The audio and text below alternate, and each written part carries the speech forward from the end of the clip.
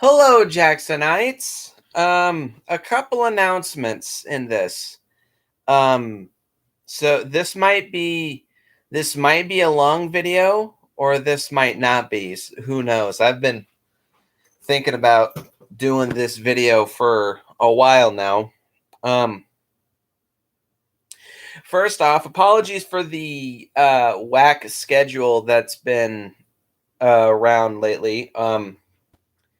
Supposed to have a video out the last 2 days, but I had a new schedule given to me at work. I now work 4 days a week, 10 hours a day, and now I have 3 days off.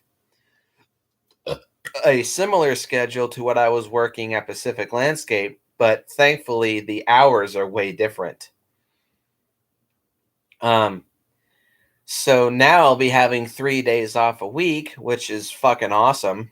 Um, I'll have Thursday, Friday, and Saturday off. I'm not gonna be doing 3 videos a week now. Sadly, I considered doing that, but I just decided, nah, let me just skip to doing 2 videos, or stick to doing 2 videos a week at least. I think that's just perfectly fine. But So now I'm not canceling any series that I'm doing, or I'm not. Uh, I think it's been safe to say that all the plans that I've made in my last year end resolution video that I made, telling the story of how my son was born. None of those plans have really come to fruition. I think I need to stop making plans for what I'm gonna do for YouTube, because inspiration comes and goes, interests come and go. Um, Plans can just change. Life can get in the way, but that doesn't stop me from introducing new series and also changing my ways on how I do review series on my channel. This sounds like a channel update video, which it is kind of partially. But to finish that up, my new video schedule, I will be doing 1 video on Friday and 1 video on Saturday, hopefully from here on out. Um, so, really, the title of this video should be very self-explanatory, but bear with me. So, I've started a lot of series on my channel. One of them doesn't exist anymore. One is on another hiatus. One hasn't even started, even though I'd like to start it sometime soon. And there's another one that I'm going to be starting very, very, very soon. So bear with me. So in the past, doing Super Kaiju Binge, I have mentioned a couple times in passing the Ultraman franchise. And I've made it no secret that I am a fan of Ultraman. In my top 15 favorite franchises, it's tied with Godzilla as my favorite franchise. Doing various episodes of Super Kaiju Binge, I have made mention of it, how Ultraman and Ultra Q, like for example, would use costumes from the Toho Monsters stuff. How Ultraman was created by Eiji Tsuburaya. I've made some remarks about Ultraman, but I've never really. Oh, well, actually, last year at one point, I did try to review the original Ultraman series. And speaking of which, I have mentioned in my top 20 favorite TV shows a couple Ultraman shows that are some of my favorite shows of all time. But still, just even though I'm a huge fan of Godzilla, of course, and I'm a huge fan of Ultraman, I just haven't really made much mention to Ultraman outside of a few references here and there. Why is that? Well, for a long time, it's because I didn't own, like back in 2017, 2018, and even most of 2019, I didn't own much Ultraman. I had a couple shows and I had a couple films, but not enough that I would have wanted to have to make a full-fledged review series until now. So, to give a little bit of history, the Ultraman franchise is the collective name for all media produced by Subaraya Productions featuring Ultraman, his many brethren, and the myriad of Ultra Kaiju. Debuting with Ultra Q and then Ultraman in 1966, the Ultra series is one of the most prominent tokusatsu superhero genre productions from Japan, along with the Toei produced series Kamen Rider, Super Sentai, and the Metal Hero series. The Ultra series is one of the most well-known examples of the Daikaiju genre, along with Toho's Godzilla and Daii's Gamera.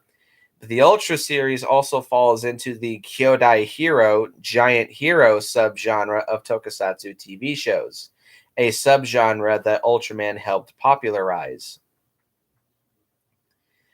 Ultraman is one of the most popular and well-known franchises, especially in Japan, of all time. It's the one that's almost as old as Godzilla. Um, Actually, I would probably say Ultraman is equally as popular as Godzilla in its own way. And even outside of the well, no, actually, outside of the US, it's not or US, outside of Japan, mostly Asia specifically, Ultraman is not quite as well known, but especially in the last couple of years, the Ultraman franchise has gained a much bigger audience. That is due to a couple of things, which I will get into later. This might be a little bit of an all over the place video because the topic of this video I have a lot to say about, and I'm just not quite sure where to start. But so the Ultraman franchise uh, is well, it definitely is a much larger franchise than the Godzilla series.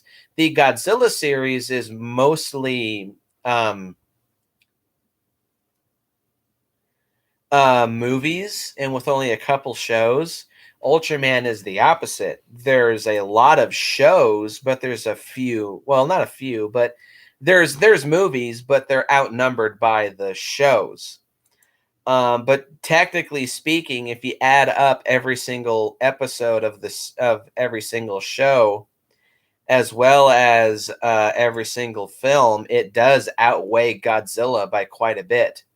It's only outweighed by the Super Sentai franchise, which technically speaking, I would say is the longest running franchise in existence because Super Sentai, ever since 1979, has put out a show every single year with no breaks whatsoever, which is nuts. Or maybe it was 1977. No, yeah, 1979. Um, and the title of this video, of course, is my history with the Ultraman franchise, which is something that I've wanted to talk about for a long time. I probably should have done something like this for Godzilla, but even then, Godzilla has a way bigger audience, especially at the time when I started doing Godzilla reviews than Ultraman. And at the time, Ultraman still hadn't quite reached its level of popularity that it has now. But my history with the Ultraman franchise, well, technically, I've told this story before, but I'll get to that in a minute. So it does tie back to Godzilla. As a Godzilla fan, I would research Godzilla all the time. I would research history. production history, fun facts.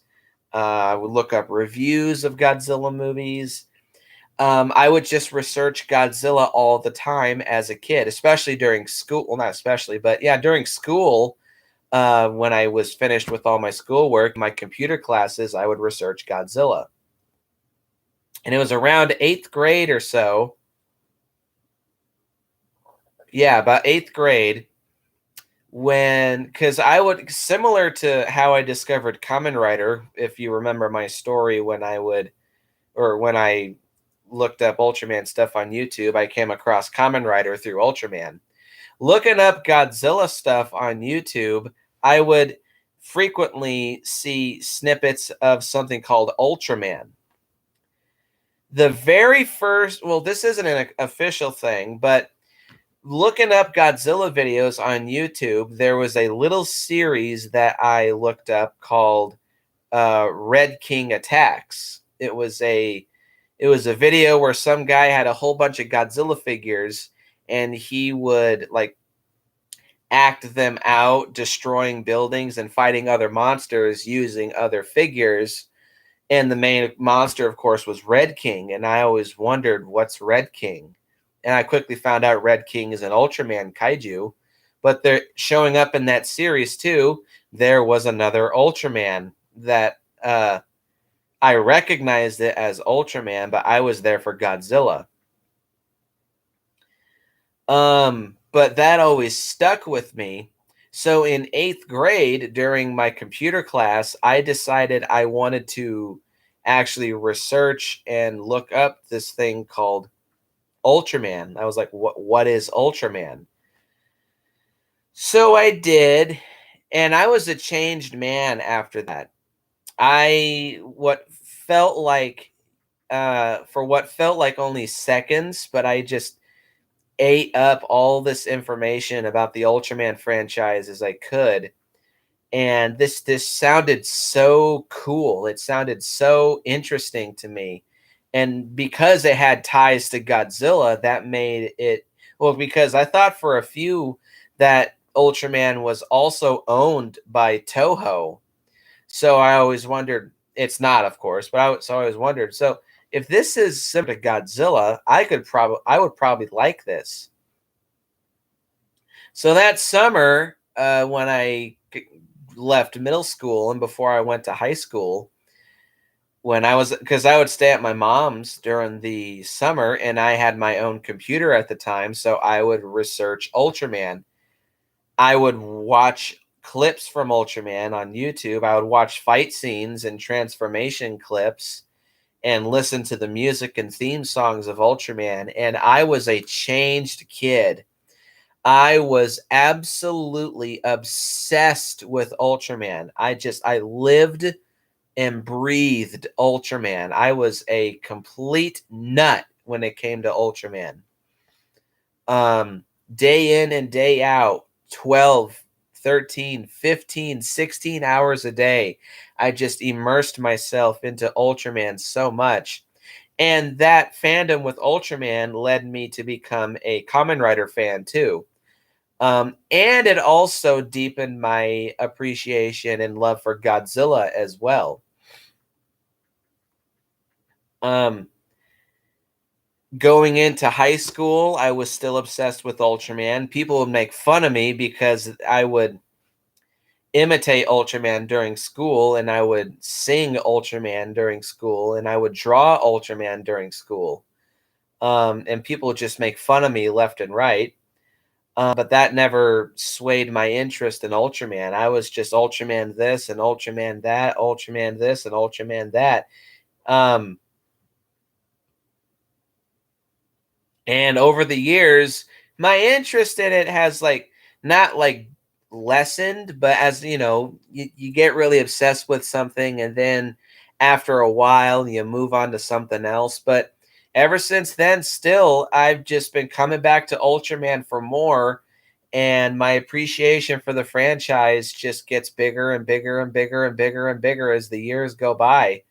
Ultraman is truly a very special franchise to me and I kind of kicked myself in the ass for not looking into it earlier, but I also kind of think 8th grade might have been the perfect time for me to really get into Ultraman, especially as a Godzilla fan, because around 2010, we were still in the middle of what I call the Great Kaiju Drought, which is something that I'll talk about when I get to the 2000s era of kaiju films in my Super Kaiju Bin series.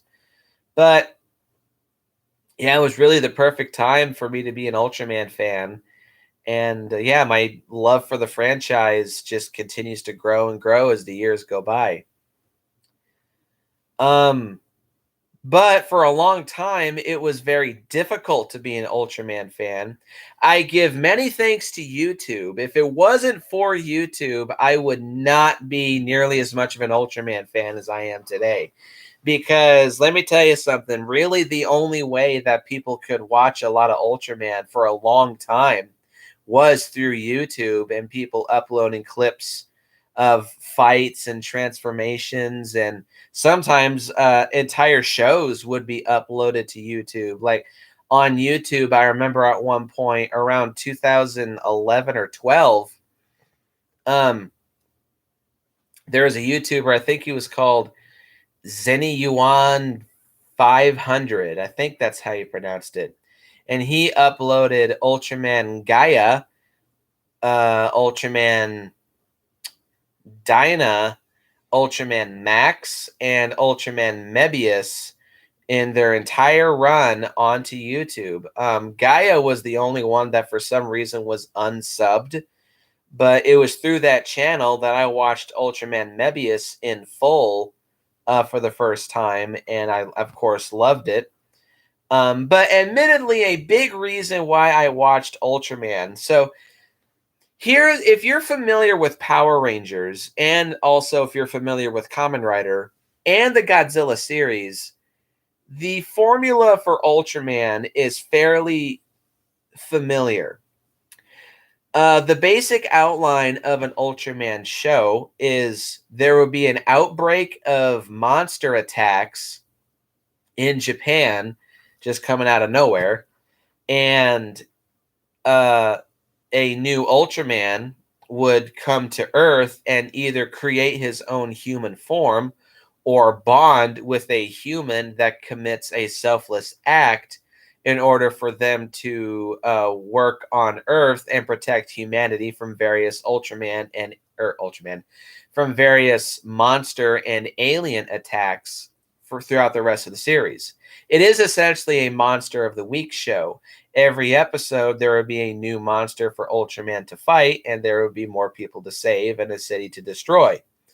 There would be some two-parter and even three-parter episodes, but a lot of Ultraman shows are very formulaic, just being the monster of the week type format, which can get tiresome, but if you're a huge fan, you don't care, as do I. Um, And especially with the original Showa series from 1966 to 1980, them having a shit ton of ties to Toho, that really floated my boat. So I was like, wow, this is almost like an entire spin-off franchise of the Godzilla series where a giant humanoid being fights giant monsters with martial arts skills and various beam attacks. This almost feels like it was completely tailor made to my tastes. This looks like it was completely made just for me to watch because I love Godzilla, of course, but I always wondered how cool would it be if a giant humanoid alien was to protect Earth from monsters using various hand-to-hand combat techniques and various own superpowers and energy weapons. And Ultraman is that. Um, that's just like, oh my god, this franchise just feels like it's made for me, and that really appealed to me. But also because I had close ties. What I mean by that, especially in the first couple shows, the Ultraman series would heavily borrow from because the Ultraman franchise was created by Eiji Tsuburaya, the man that created, or not created, but did the special effects for a lot of the early, the mid to late 50s throughout the 60s era of Toho, doing their Godzilla movies and various other monster and sci-fi movies. So he got so big doing those movies for Toho, he wanted to go off and start his own company, which was Tsuburaya Productions, under the Shochiku Film Company, probably the biggest competitor to Toho at the time, because Toei wasn't quite that as big a thing in the mid 60s, at least in terms of the tokusatsu genre. They were producing anime at the time, but nothing in terms of tokusatsu. For a long time, reign supreme was the Godzilla and other Toho monster films at the time. But in 1966, the original Ultra Q, specifically, what year? Or I know the year, but Ultra Q ran from January 2nd to July 3rd of 1966. And it was on that show was what sparked the franchise, but it's especially specifically with the original Ultraman, which ran from July 17th, 1966 to April 9th, 1967, which was just as and even more popular than Ultra Q, and that just set the franchise going until 1980. And then, similar to the Godzilla series as well, they had the Showa series, which went on for a while, but then they took a break for a while, but then they came back, and they've been going strong ever since. Kamen Rider did this as well. Well, no, not Super Sentai. Super Sentai has had only one break. Go Ranger came out in 75. Dengetsu Jaka came out in 76. Then they had a 2-year break. And then in 78 or 79, there has been a single Super Sentai series for every single year ever since then. They've not taken a single break. To this day, they still put out shows, one show a year, which is nuts to me. You'd think eventually, even if it is different shit every year, it would get tiresome. But I guess people love, which is kind of frustrating because, well, at least for me, Super Sentai is so popular, but it seems to overshadow both Kamen Rider and Ultraman, which is frustrating for me. So you might be asking, if this is such a big franchise, what is in it? There's many shows, there's many movies, and for a long time, hardly anything was available in the States. This franchise was going strong and going big in Japan and Asia, but the States barely got any Ultraman for a long, long, long time. Like, you'd think the Godzilla franchise got released over States. Why is Ultraman not? Well, because for a long time, the Ultraman franchise was kind of attempted to be stolen. Ultraman's licensing rights outside Japan have been the subject of a prolonged legal dispute between Tsuburaya Productions and a Taiwanese company called Chayo Productions. Tsuburaya had previously collaborated with Chayo on the production of 2 movies, The Six Ultra Brothers versus the Monster Army, and Jumborg Ace and Giant, the latter of which featured another Tsuburaya superhero known as Jumborg Ace in 1974. Sampote Sands, founder and president of Chaya Productions, claimed and maintained that in 1976 that Noboru Tsuburaya, the son of the late Eiji Tsuburaya, had given him and his company a contract which had given him rights to everything Ultraman outside Japanese territories in exchange for a monetary loan. Despite the fact that this document failed to state clearly and specifically what had been given to Tsuburaya in exchange for these rights, Japanese and Thai courts accepted this contract as real and binding because of the supposed hanko or seal of the late Noboru Tsuburaya, who would pass away in 1995 in this document. Tsuburaya Productions insisted and maintained that the contract was fake due to many factual errors, including the faulty titles of the series in the document, such as Ultra Q being called Ultraman 1, Ultra Q, Ultra 7 being called Ultraman 3, Ultraman 7, and Tsuburaya Productions being called Tsuburaya Prod and Enterprises, a name the company never did business under and repeatedly contested this issue. In the course of this legal battle, Sampote Sands presented photos of himself sharing his photos of Thai Buddhist edifices, stating that Eiji had based Ultraman's face on those edifices, a claim which he continued to hold since the dispute began. No other evidence supporting this claim is known to exist. After an 8-year battle in the courts of both countries, Sampote Sands was rewarded a favorable decision April 27, 2004. The exact ruling fell into some dispute. Some said it only gave him merchandising rights for the first 6 Ultra series, Ultra Q through Ultraman Taro, and Jumborg Ace outside Japan, and broadcasting rights of those shows within Thailand. Other accounts, usually reported in the Thai/Asian media, said that Chayo had gained the rights to those 6 shows everywhere outside Japan. The latter could be taken as Chayo's side of the story, as Tsuburaya was reported in the Japanese media to continue taking further action against them.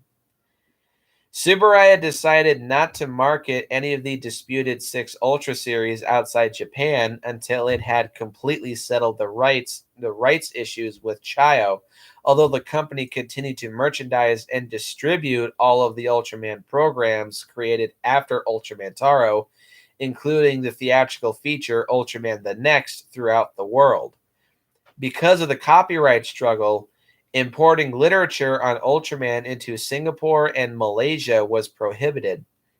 It also resulted in a slight backlash against Thai Ultraman fans, who were assumed to be outright Chayo supporters.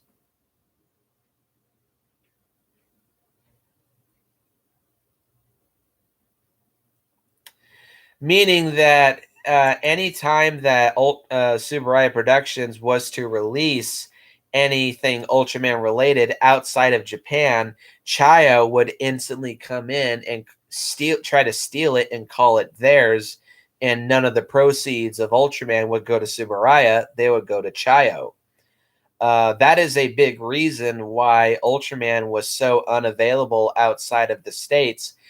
In 1996, Ultraman Tiga was released on 4Kids as part of their big superhero block, dubbed into English, but that show was fairly successful, but it didn't generate enough buzz for Ultraman to be continued to be released in the States, English dubbed. There was a Ultraman and Hanna-Barbera film, a short movie called Ultraman USA, made in the late 80s. And in the early 2000s, Mill Creek got their hands on the original Ultraman to be released on DVD in the States, with English subtitles, and having a couple interviews with the original 60s English dub voice cast. I do have that series. It's the one I showed in my top 20 favorite TV shows video. Um, and in 2013 or maybe 14, I believe, Shout Factory got their hands on the original Ultra Q and the original Ultra 7. I do have the Ultra 7 set over there as well. But for a long time, that was pretty much it. As far as Ultraman on home media legitimately in the States. And it was really fucking frustrating. Because like I'm a fan of this franchise. I want to see more of this franchise, but there's so little of it outside of just watching it on YouTube. It's maddening. It was worse than being a Godzilla fan because by that point, a vast majority of the Godzilla franchise had been released on DVD in the States. But as a Tokusatsu fan, outside of Power Rangers being on DVD, as an Ultraman fan, and especially as a Kamen Rider fan, I would just nearly pull my hair out of my head just saying, why is none of this readily available in the States? I can't say why for Toei. They're just so fucking stingy with their shit outside of Japan. But I always just kind of assumed that a lot of Japanese film studios just think us beastly Americans don't give a fuck about what they put out, which, well, is kind of partially true, but is nowhere near as true as what they think. I mean, especially with Godzilla's rise of popularity in the last 7 or 8 years. And especially with America's obsession with anime. Hell, Cowboy Bebop, it just blows up like crazy every time it's released.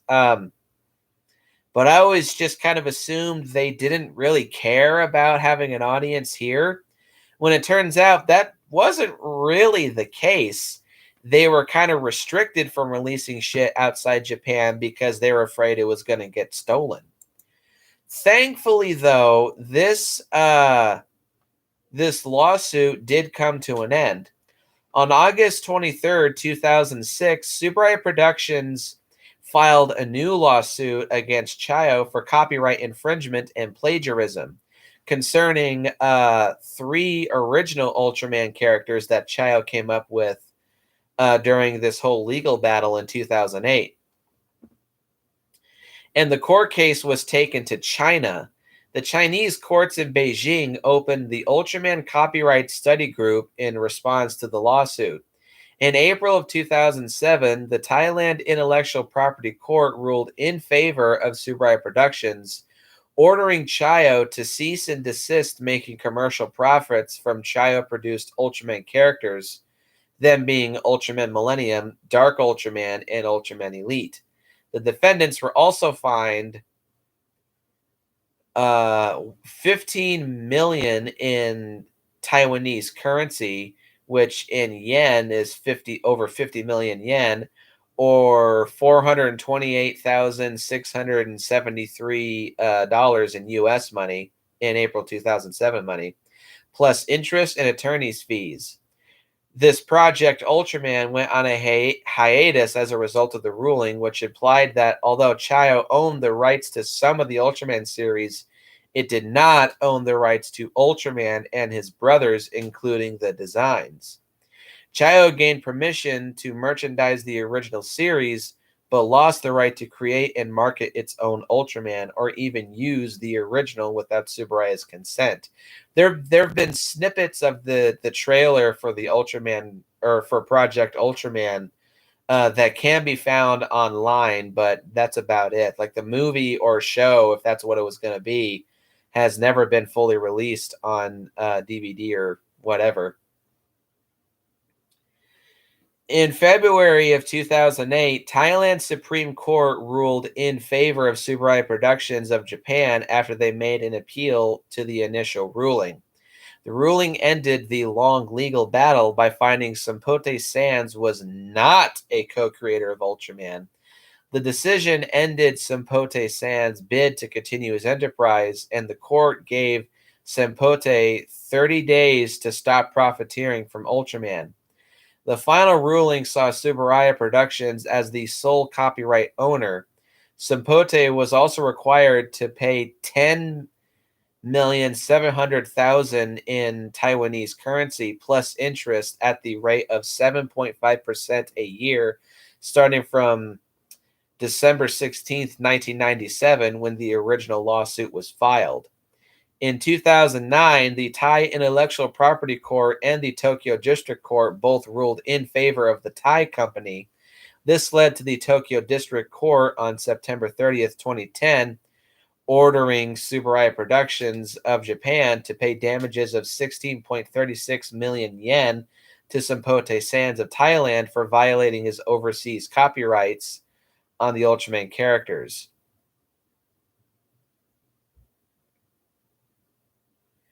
But finally, this goddamn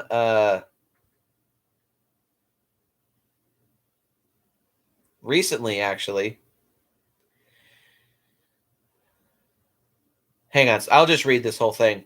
After the announcement of the film Dragon Force So Long Ultraman in July of 2017, which is it's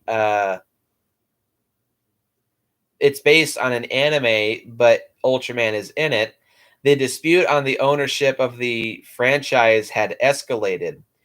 November 20th, 2017, through a Los Angeles court ruling by Judge Andre Barotti Jr., Tsuburaya won the lawsuit against Chayo and affiliate groups on the rights of the series after the jury concluded the supposed agreement between Noboru and Chayo was not authentic. And I've actually seen snippets of this, of the original claim. There was many spelling errors, there was many date errors, and there was many factual and name errors as well. You could just clearly tell, like, this document is totally false and fake. They spelled, to name two examples, they named Subaraya as how it's supposed to be pronounced, and it was spelled and pronounced Surabaya. And well, this was already stated. They named Ultra 7 as Ultraman 7. This is not true. It's actually, unfortunately, kind of stuck with them for a long time. Despite Corporation and Chayo filing a counter dispute on April of 2018, the legal court came to a definite close where a final judgment states that the dispute and the document was deemed invalid, forbidding UMC to use the Ultra series and all its related characters, and forced them to pay Tsuburaya damages for its infringement of its rights. With the release of the sequel film Dragon Force Rise of Ultraman, issues between UMC, Blue Kirk, and Tsuburaya had reignited, and the company took legal actions against the two companies again. On December 10th, 2019, it was confirmed by Tsuburaya that the court has rejected UMC and Blue Kirk's appeal for a retrial, stating the court's final verdict of regarding the rights and ownership of Ultraman to Tsuburaya is still legitimate and final, and that any future appeals by UMC and Blue Kirk will likely be rejected.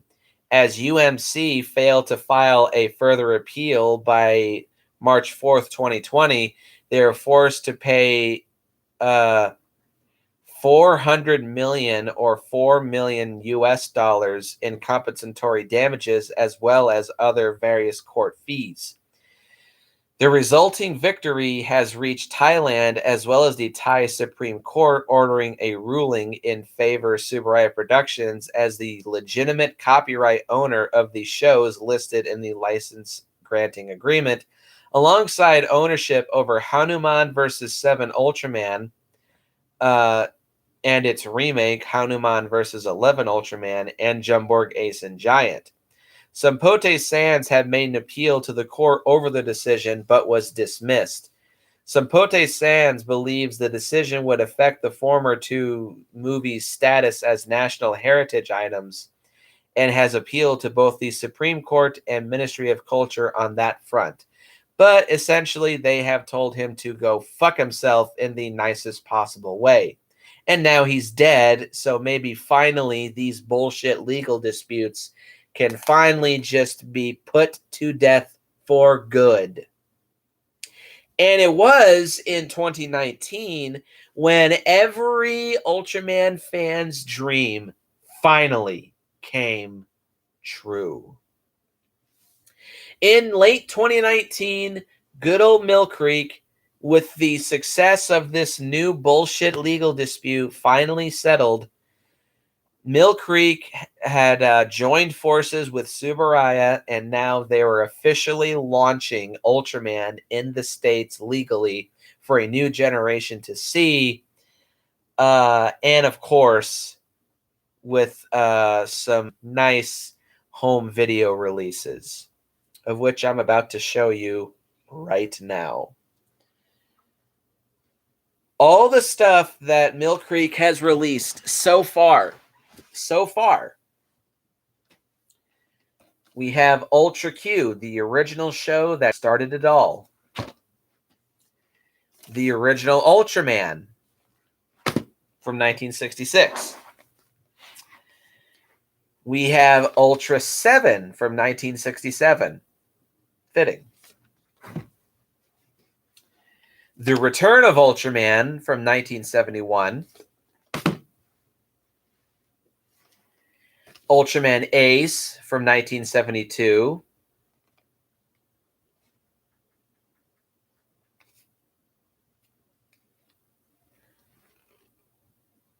Hang on. That's not much better. Not sure if you can see that very well.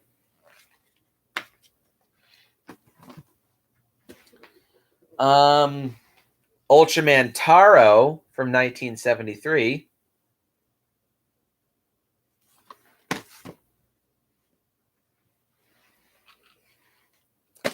Ultraman Leo from 1974.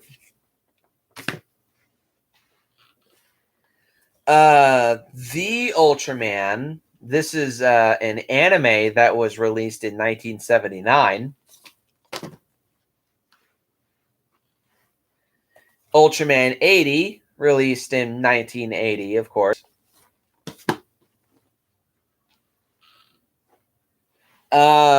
This is, and also Gridman the Hyper Agent from 1993.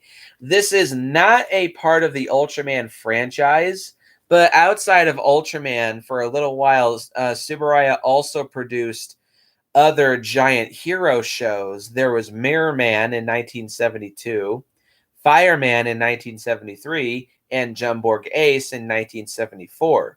There's been a couple others, but probably the most famous of all is this from 1993. This is kind of considered to be a bit of a precursor to the revival of the Ultraman series in the 90s.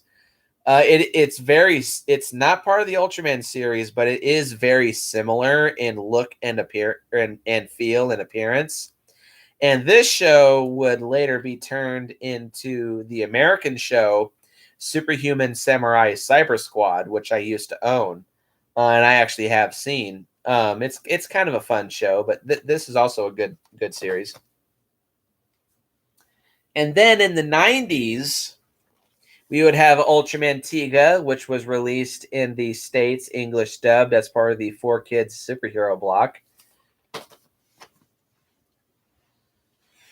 Ultraman Dyna from 1996, I believe, and Tigo's from 95. Ultraman Gaia from 1998.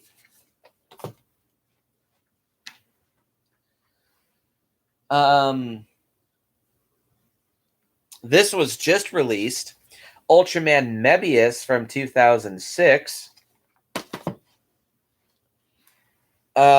Superior 8 Ultra Brothers. This is the final Ultraman Mebius movie, which is for some reason not included on the Mebius set, which not only has the Mebius series, but it has all 3 specials in as well as the first Ultraman Mebius movie.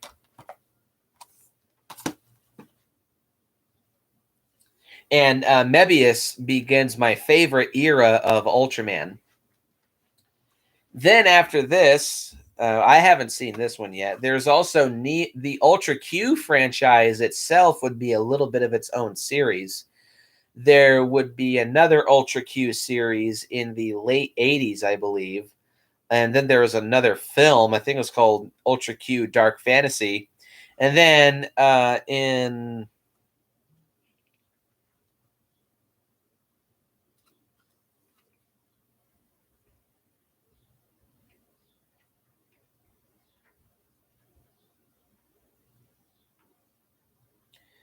it's not saying what year this came out, but I think this was around 2010 or maybe 12. There was Neo Ultra Q. Oh, this shows the bane of my existence. Not counting this. Then there was Ultra 7X, which, spoilers, I'm going to get this out of here. This is probably the worst Ultraman show of the entire franchise. Holy fuck, is it bad. Now we're getting into some good stuff. So, starting with Mebius, going into the actual Ultraman canon, because Ultra Q is just Neo Ultra Q is just a sequel to Ultra Q and is not connected to any other Ultraman show. Neither is the original Ultra Q. And Ultra 7X is in an alternate universe, but has some vague ties to the original Ultra 7. But now we're getting into Ultra Galaxy. This title gives GMK a run for its money. Ultra Galaxy Mega Monster Battle, as well as its sequel season, Ultra Galaxy Mega Monster Battle Never Ending Odyssey. And then finally, it begins the Ultraman Zero trilogy, Mega Monster Battle Ultra Galaxy the movie. Rolls right off your tongue.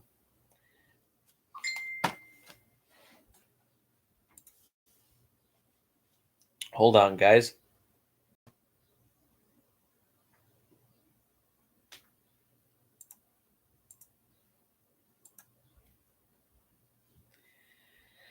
Hang on. People won't leave me alone.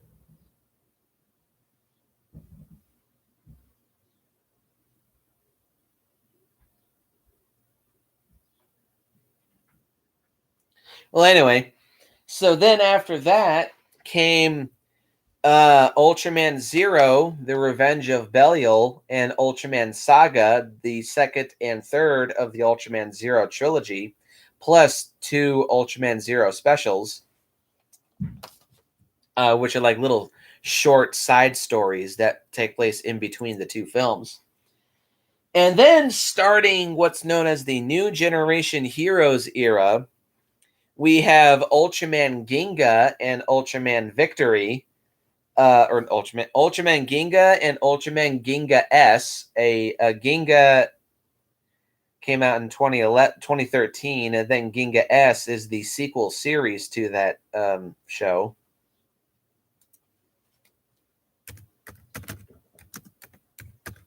Hold on, guys.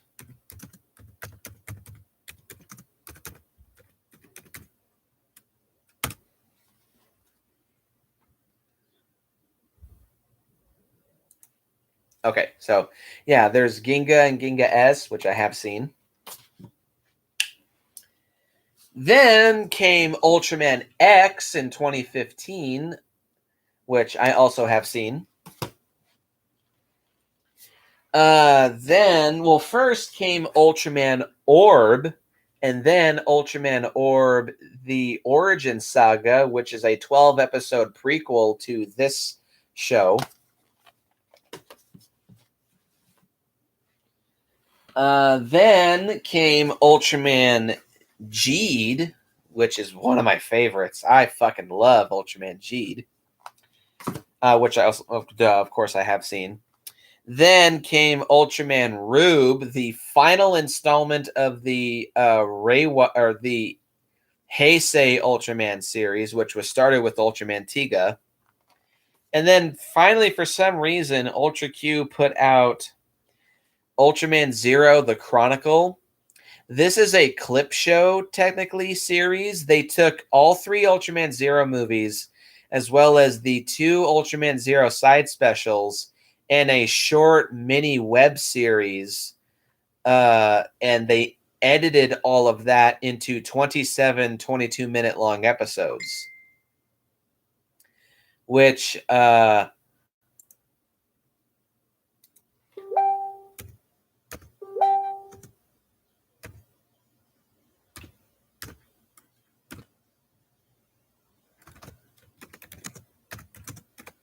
hang on.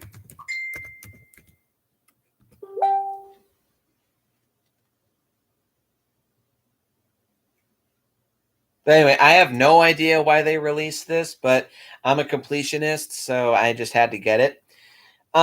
There's still some Ultraman stuff that needs to be released, but I mean, obviously, you can fucking tell all of that. Fuck. That's annoying. That's very annoying. I need to find a better way to set up that fucking light. Ugh.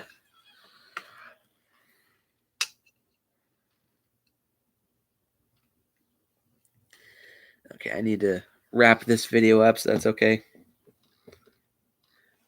Alrighty, so obviously you can tell they've gotten a long way. There's still some shows that need to be released. There's Ultraman Neos, which is planned.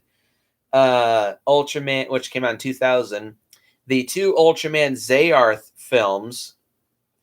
Ultraman Cosmos, Ultraman Nexus, and Ultraman Max is still yet to be released. There's the Ultraman Zayarth double feature will be released by Mill Creek in July of this year, and I'm assuming there will be at least 2 more releases by the end of this year, but hopefully by next year the entire Ultraman franchise will be available on DVD or Blu-ray in the States. And this video will also be an announcement of a new review series on my channel. This series will be very sporadic and will take obviously a lot longer to complete because, like, for example, well, starting with the new generation era, I've seen most of these shows, and most of them aren't very long. Like, technically, Mega Monster Battle and Mega Monster Battle Neverending Odyssey are 13 episodes apiece, but I count them as one show. But even then, it's only a 26-episode series. Ultraman Ginga was 12 episodes, and Ginga S is 16. Neo Ultra Q is only 12 episodes. Ultraman Orb Origin Saga is 12 episodes. This is 2 movies plus 2 short films. Orb is 25 episodes, as is Rube.